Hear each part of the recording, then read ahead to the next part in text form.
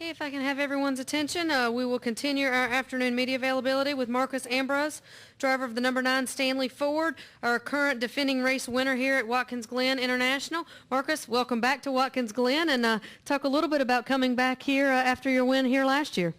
Well, I remember the rain from last year, and we had to wait till Monday to get it in, but it is good to come back. It's been a good track for me, and yeah, ready to get started. Hopefully the rain is a good sign, maybe a little bit looking like last year. Maybe it'll be good luck this year.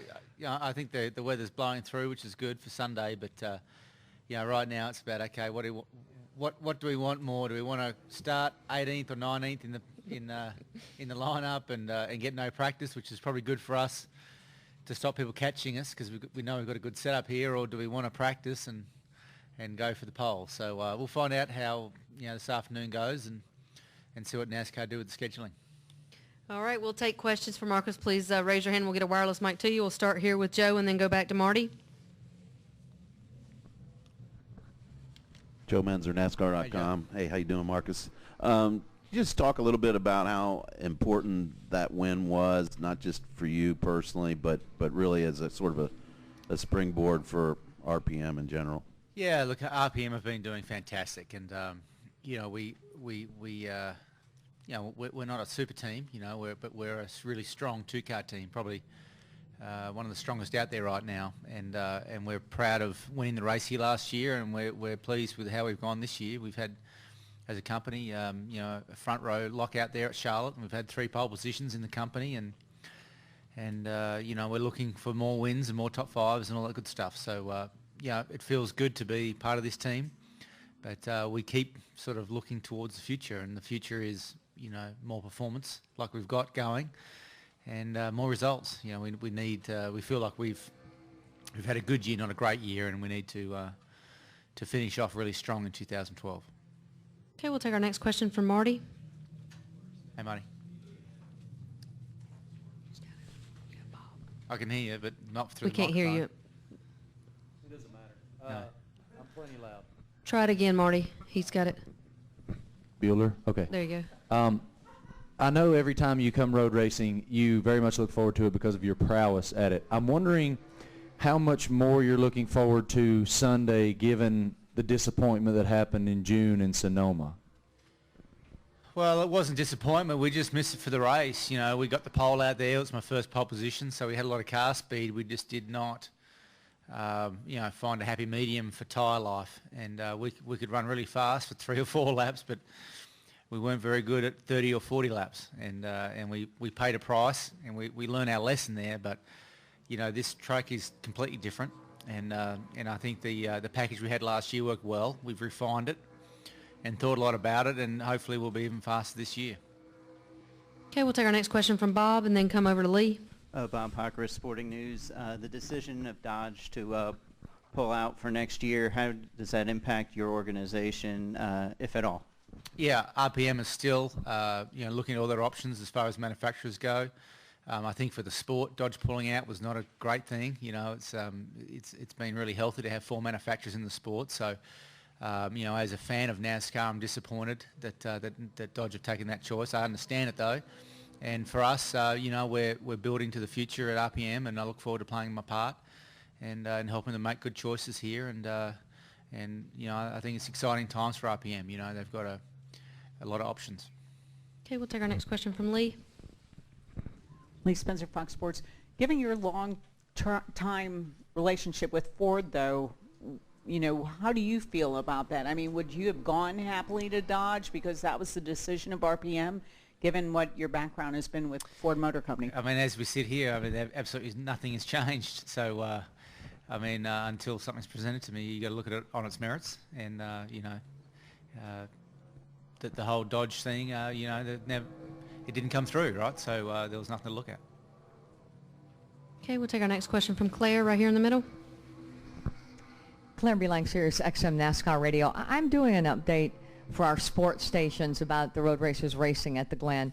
How could you possibly define to other athletes who are in the NFL or NBA or, play baseball, what it's like to race in a car at Watkins Glen as an athlete?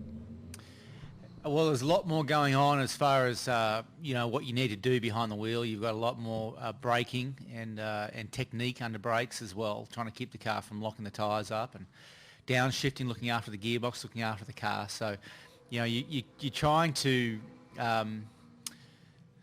ride a bull and keep it somewhat under control. The car is really powerful, and it wants to buck and kick and throw you off every corner, and you've just got to manage that. You've got to really control the brutality of a Sprint Cup car. I don't think anyone who has raced a car or has watched car racing can fully appreciate how difficult these Sprint Cup cars are to get around a road course. I mean, they're just really heavy, they're really powerful, they've got not enough brakes and not enough downforce. I mean, there's just a lot of stuff going on with a really small tyre. I mean, the tyre that we have on the car is very small compared to the weight we carry. And that's what makes our sport so great, whether it's road racing or Bristol or Michigan. It's man versus machine. It's just really a tough battle out there, and it's really satisfying when it goes well, not so satisfying when it goes wrong, and it can go wrong in a hurry. Do you think other athletes would be surprised at what goes on inside that car? Yeah, I'm sure they would be, and like any sport at the top level, there's a lot more to it than what meets the eye. And as far as race car drivers go, we don't complain much, outside of our own team, because we can constantly complain about the car handling to our team, right? So the balance for us is that we know what we're in for. We know it's going to be really hot, really loud, and brutal out there, and we're racing against drivers that want to take your paycheck away from you, and it's just the way it is, and we just get on with our business. All right, questions for Marcus? All right, we'll take one here from Mike. When it comes to road racing in the rain, we remember your race at Montreal with Carl Leder. It was one of the great races I've ever seen. What's it like to race one of these cars in the rain? There was a lot of standing water there, obviously, and it's just wet out here. What's that like? Yeah, that particular battle there with Carl was fantastic, and I actually remember we could pull a gap when it was raining. It was when it was dry, when we were out there on our wet weather tyres, that I had a tough time. And when the track's wet or the track's dry, you can manage that pretty easily. As far as you know what grip you've got, how deep to brake, and how hard to hit the accelerator pedal and all those things, because you can learn it. But when the track's drying or going from dry to wet, it's that in between that's really difficult to get the job done, because every corner, every lap, it's different.